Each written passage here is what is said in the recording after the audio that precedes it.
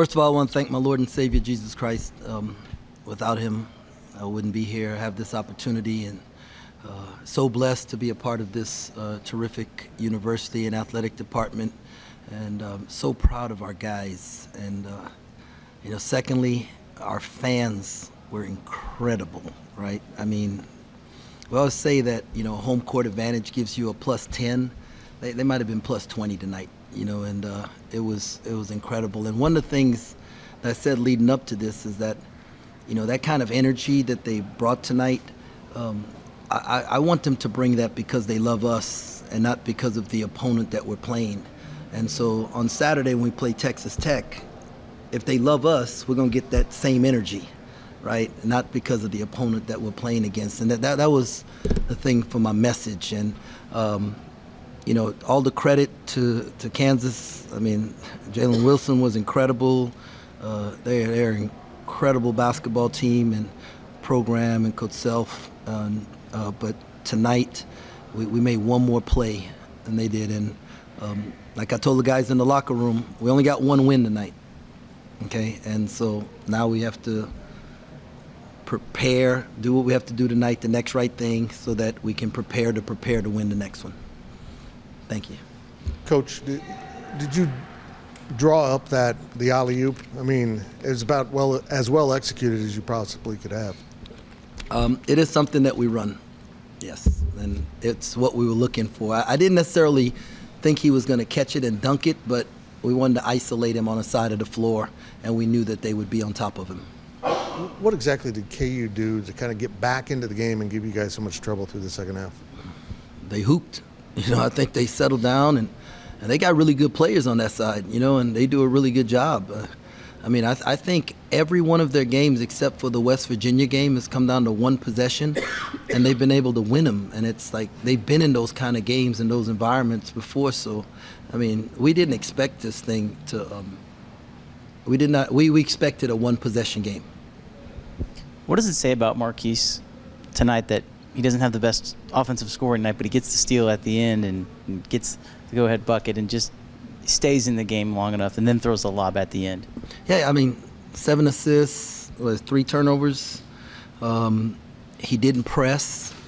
He guarded multiple times. He was guarding a 6'8", 6'7" guy in the post and just fighting and 4 steals.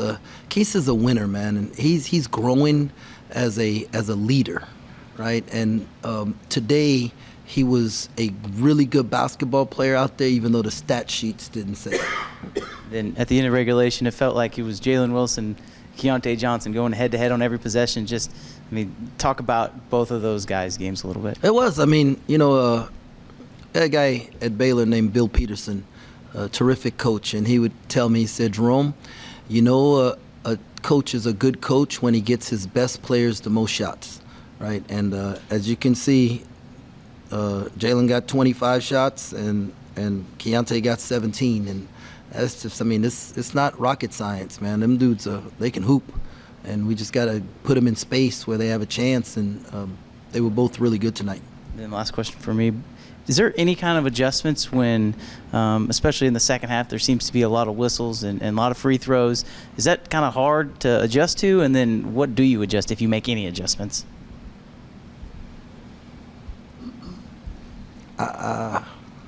We just try to guard without fouling, man. And, I think both teams tried to do it, and both teams got whistled for stuff. Coach, as a follow-up to last news conference, the mecca of basketball, 6 o'clock tonight. First time that a lot of people have probably seen Kansas State play basketball this season. What would you like America to know about this team? That they love each other and they play with joy, and they are terrific young men, right, to be around and to live life with. And this is not an anomaly, right? This is who we are going to be moving forward. And every one of them has bought into what it takes to not just be a good team, but to be a great program.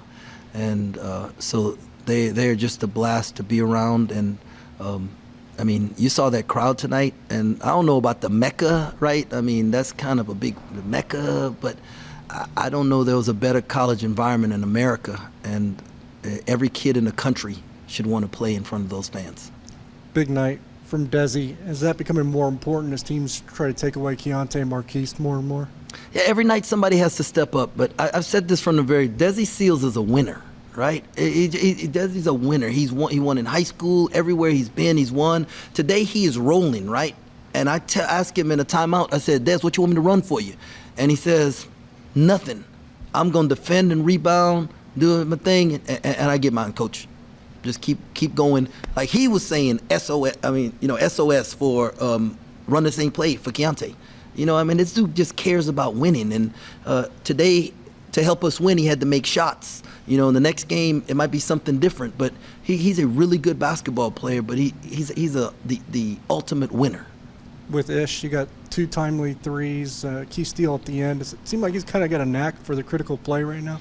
He's growing as a player, man. I think the thing he and we were most proud of was him diving on the floor for that loose ball at the end, right? I mean, there was during our Shark Week, and I mean this as a compliment, okay? So during our Shark Week, we're running sprints. You got to make it at a certain time, and everybody dives to try and make it before the horn sounds, except for him. And I just called him out. I said, dude, every one of your teammates just dove to try and make this time, and you didn't, right? So there was a time he didn't. That wouldn't have been a part of him. And to see that growth tonight, like caring about his brothers so much and loving his teammates, to sacrifice his body like that's, as a coach, that really is what makes your heart swell. Kevin McCullough, no points tonight. How'd you stop him? I don't know if we stopped him. I think sometimes kids have off nights, and thankfully he had an off night. Coach, can you talk about your decision to climb up, why you did it, and what it felt like on one take? Well, I was really disappointed in the introduction when our students started chanting the FKU chant. It's like crap. I hadn't gotten it across yet, and there's work to be done. And then at the end of the game, when they were on the floor and they started chanting it again, I really want them to understand that, we don't have to degrade the other team. We can dislike them all we want, but let's cheer for us. Let's just let America hear Kansas State and not hear the other name, whoever, you know what I mean? And so that's all that's about. I believe like we can have a terrific culture here because of the passion of our fans. And somebody has to say it, right? We just can't that's kids will be kids. That's not, somebody has to say it. And I think if we're losing, then maybe my voice doesn't carry as much weight. But thankfully, God's put us on, given us this platform. We're winning. It's His platform, and I can speak on some of those things because this is a special place. And man, happiness. This is a really special place, and I want the country to know how special it is, not be known for the dumb chant. Bill Self mentioned your name as a possible Big 12 player or Coach of the Year and National Coach of the Year. He thinks that you should be in that discussion at the end of the year. What do you think about those words from Bill Self? Well, anytime Bill Self gives you a compliment, it's a great thing because he's the best, right? For a while, I thought Billy Donovan was the best when he was at Florida. I mean, the whole package: recruiting, coaching, player development, relationship, and Bill's the best. You can spend 5 minutes with him, you leave, and you think he's your best friend, right? And so anytime he gives you a compliment, that's great. But let's wait till the end of the season. We'll talk about that. And Scott won it 3 times, and every time he said it was a staff award. And so it's not me, it's our staff. I have a great staff. Rodney Perry did an unbelievable job with the scout, and the defensive end of things, Coach Bourne and Coach Urick and Coach Jerome, they I know they scored a lot of points, but we had a game plan going in that bothered them for a while, and so that helped us. So I just got a terrific staff, and that's what that's about. And then it seemed like in the second half, it seemed like Keontae was trying to get fed down low a lot. Was there a game plan with that? Yeah, we was just trying to get him the ball in a position where he could score, and this was a paint point game, right? That's it was going to come down to paint points and free throws, and we knew that going in. We had to keep them out of the paint, and we had to get to the paint, and so the closer we could get him the ball to the paint, played in our favor. Was there a way in which you mitigated the pick and roll, especially with Adams?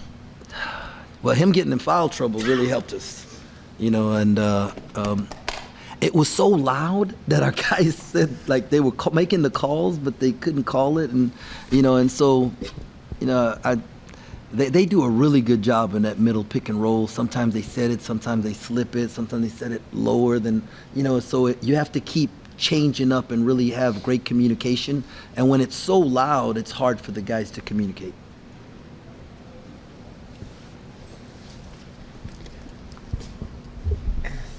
That athleticism. Jerome, can you walk us through how you decided to manage Keontae's minutes when he did run into foul trouble tonight?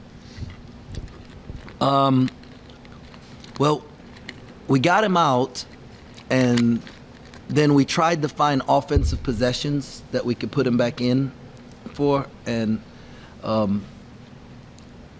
it's just like we got somebody on the bench who's saying in my ear, "Hey, do we want to get him in now when we're going to offense?" And based on the time and the score, it determined whether to put him at the end. I thought the end of the first half, getting him in for that last possession was huge. And so it was the staff. They were, giving me information on what we didn't want him to get his third foul. And so that was important to us.